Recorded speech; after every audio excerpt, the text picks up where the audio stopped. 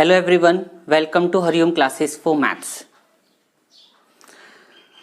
Confidence और over confidence में बहुत थोड़ा सा फर्क होता है। मुझे आता है, ये कॉन्फिडेंस है। मुझे पूरी तरीके से आता है, ये ओवर कॉन्फिडेंस है।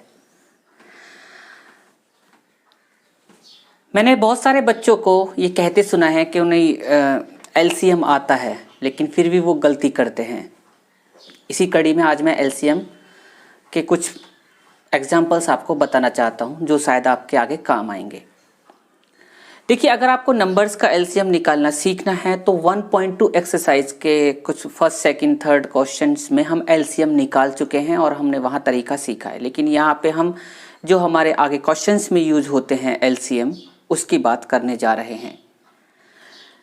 जैसे मैंने कुछ कंडीशन ली हुई हैं। ये कंडीशन, अगर इस कंडीशन में बच्चों को अब इसको सॉल्व करना होता है, इसको सॉल्व करने के लिए क्या करते हैं बच्चे, हम इसके नीचे 1 मानते हैं, इसके नीचे 1 मानते हैं। अब जो करते हैं उसको एलसीएम कहते हैं। एलसीएम का मतलब क्या है? एलसीएम का मतलब है एक ऐसा नंबर हमें चाहिए जो इसकी भी और इसकी तीनों की टेबल में आए।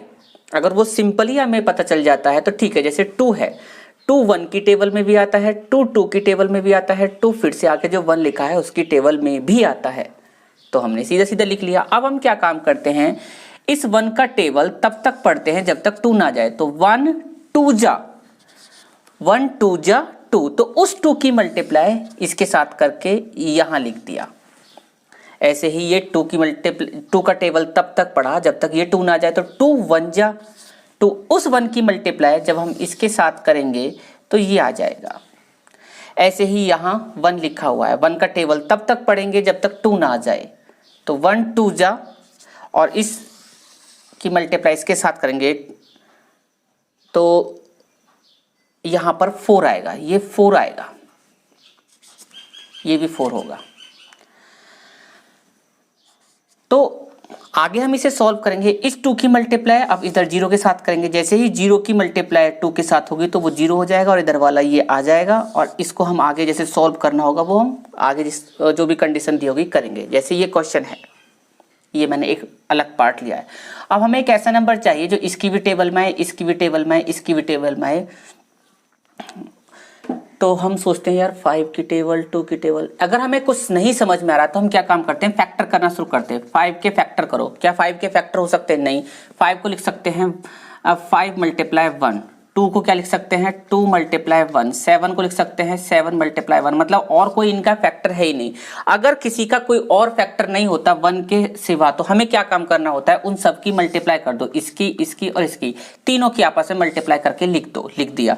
अब यहाँ क्या है 5, ये रहा 5 को ढको, क्या बचा 2 और 7। तो 2 7 जा 14, उस 14 की मल्टीप्लाई इसके साथ करो।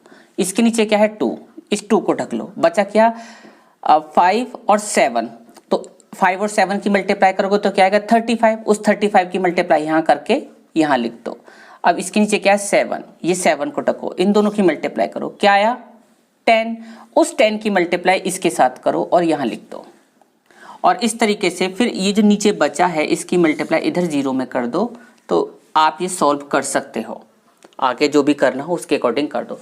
कुछ कंडीशन ये रही, एक कंडीशन ये रही, थर्ड कंडीशन। इसमें क्या है x² / 15।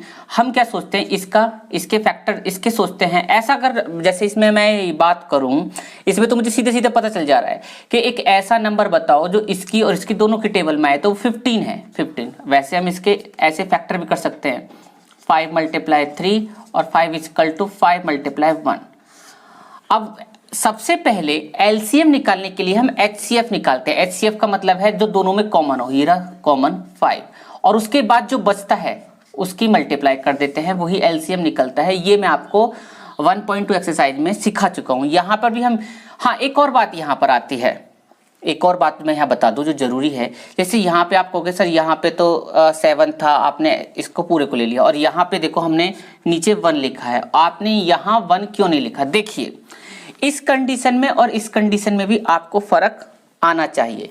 इस कंडीशन में ये 2 है, ये इक्वल टू से इधर है। हम जो एलसीएम एचसीएफ या जो कुछ भी ले रहे सॉल्व कर रहे हैं, इक्वल टू से इधर का अलग सॉल्व करेंगे और इक्वल टू से उधर का अलग सॉल्व करेंगे। अब उधर तो सॉल्व करने के लिए और ज्यादा है नहीं, अब ज्यादा नहीं है तो इधर वाला ही सॉल्व करेंगे, और जब इधर वाला सॉल्व करेंगे तो 5 और 15 और 5 मिले।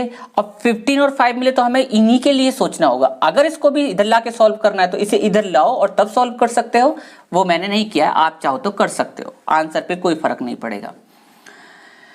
ऐसा नंबर जो 15 और 5 दोनों की टेबल में आए वो है 15। 15 1 जा 15, उस 1 की मल्टीप्लाई इसके साथ करके यहां लिख दिया ये वाला प्लस।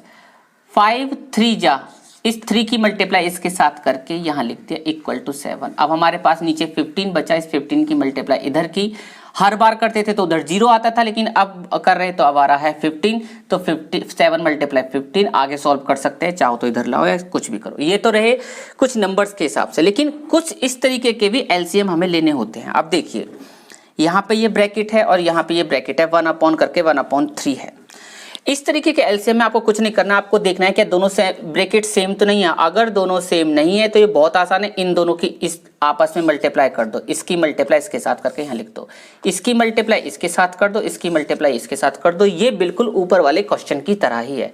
आप कहोगे कैसे, जैसे देखो मैंने यहाँ पे x-3 था, x-3 और x-3 को ढक लिया, बच्चा किया ये, इसकी मल्टीप्लाई इसके साथ की थी। फिर ये x+5 था, यहाँ x+5 था, इसकी मल्टीप्लाई इसके साथ की। अब ये जो बच्चे हैं इन दोनों की इधर भी लेकर जाएंगे। अब हम क्या काम करते हैं, अगर यहाँ भी फ्रैक्शन है, अगर यहाँ एक नंबर होता, सपोज करो 3 ऊपर होता, तो हम इसको उधर ले जाते और डायरेक्टली मल्टीप्लाई कर देते, लेकिन इधर भी एक फ्रैक्शन है तो इसकी मल्टीप्लाई इसके साथ और इसकी मल्टीप्लाई ऐसे क्रॉस मल्टीप्लिकेशन यहाँ पे करना मांगता है। इसकी मल्टीप्लाई इधर करेंगे तो 3 मल्टीप्लाई ये पूरा ब्रैकेट, और इसकी मल्टीप्लाई इधर करेंगे तो 1 मल्टीप्लाई पूरा ब्रैकेट। और अभी सिर्फ मैं एलसीएम लेना सिखा रहा हूँ इसलिए, या फिर इसको सिर्फ हल्का सा सॉल्व करना सिखा रहा हूँ। अब चलते हैं नेक्स्ट पार्ट पे। कहने का मतलब ये है कि आप इसे अपने आप सॉल्व कर सकते हैं जैसी कंडीशन आएगी। वैसे तो जैसी जैसी कंडीशनें आएंगी एलसीएम और एचसीएफ लेने की वो मैं आपको बताऊंगा, लेकिन यहाँ पे एक थोड़ा सा स्लाइड्स इंट्रोडक्शन और देना चाह रहा हूँ, इसलिए ये लेकर आया हूँ। 1/x + 1/x-10 और इक्वल टू यहाँ पे थोड़ा सा ये डिफिकल्ट सा है, हल्का सा। अब देखो ये दोनों अलग हैं, दोनों की आपस में मल्टीप्लाई की, इसकी मल्टीप्लाई इसके साथ कर दी और इसकी मल्टीप्लाई इसके साथ कर दी, और नीचे वालों की आपस में मल्टीप्लाई कर दी। यहाँ पर 1/, और नीचे भी एक मिक्स फ्रैक्शन है। हमने क्या काम किया, 7 8 की मल्टीप्लाई, ये 7 ये 8 है, 8 की मल्टीप्लाई 9 के साथ की तो क्या आएगा, जो भी आएगा उसमें 3 ऐड कर लो, 72 + 3 करेंगे तो 75/8। अब ये 1/, ये मेन अपॉन है, मेन अपॉन के नीचे वाले फ्रैक्शन में अगर फ्रैक्शन है तो सबसे नीचे वाला सबसे ऊपर पहुंच जाता है। ये आपको आता होगा, नहीं आता होगा तो मुझे कमेंट में बता देना, मैं उसको भी सिखा दूंगा।